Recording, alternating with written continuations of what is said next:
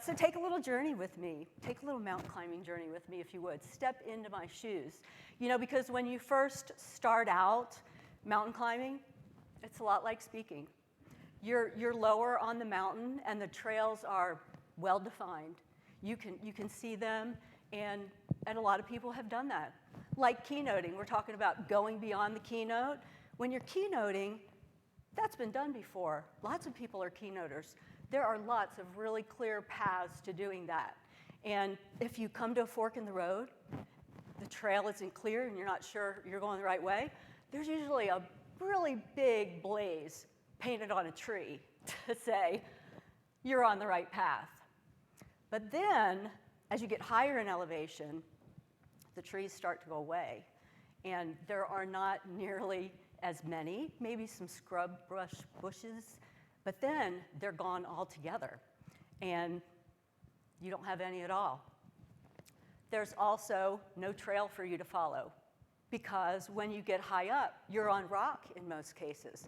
There is no trail. Think back right about this time last year. Business was good for all of us, great for a lot of us, and calendars were full, events were happening, and we were doing great. It's almost like all of a sudden, all of us were thrust above the tree line with no trail to follow and no clear path forward. We didn't know which direction to turn. First of all, congratulations for staying in the game, because you're here. And why are you here? You have a message to share. You've done your research. You've practiced.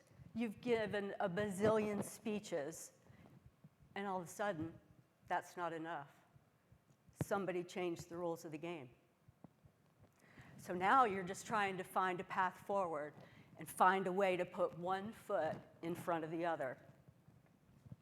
In the climbing world, the experienced climbers that go to the summit ahead, they put out things called cairns, and those are to mark the trail for the people that come behind them so that they know where to turn or even just have a confirmation that they're on the right trail. The only sustainable resource to create those out of is rocks. So essentially, they're piles of rocks indicating that you're on the right path or you should turn here. On some mountains, like when we climbed Mount Washington, the cairns are really close together. We had a clear day, and we couldn't figure out why the cairns were so close together. And then we realized Mount Washington is known for, it's got the highest wind speed in the whole world. It's known for changeable weather, unpredictable, change on a dime. The experienced climbers knew that the people that came, if it was in a big fog or heavy snow, and that came upon them quickly, they needed the cairns close together in order to be able to make it to the summit. Some of us feel like we were caught in a thick fog in 2020. We need the cairns close together. So essentially, we needed to figure out how to put one foot in front of the other. That's my mantra. That is my mantra when the climbing gets hard. I just want to put one foot in front of the other because it always gets hard. During this conference, essentially our speaker guides have given you all the guideposts they have. They've given you their straightest route to the summit so that you can duplicate their success. What they've also done, though, is given you their places where they messed up.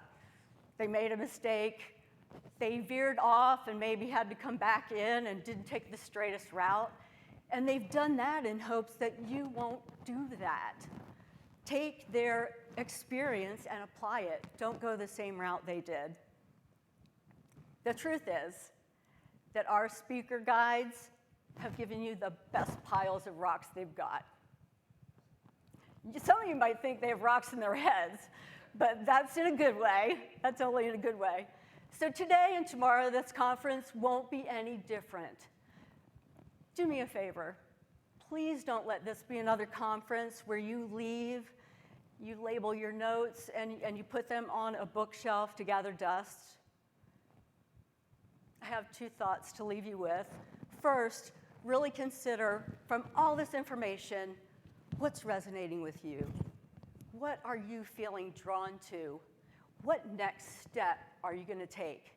And then think about what resources or who you need to help guide you to take that next step.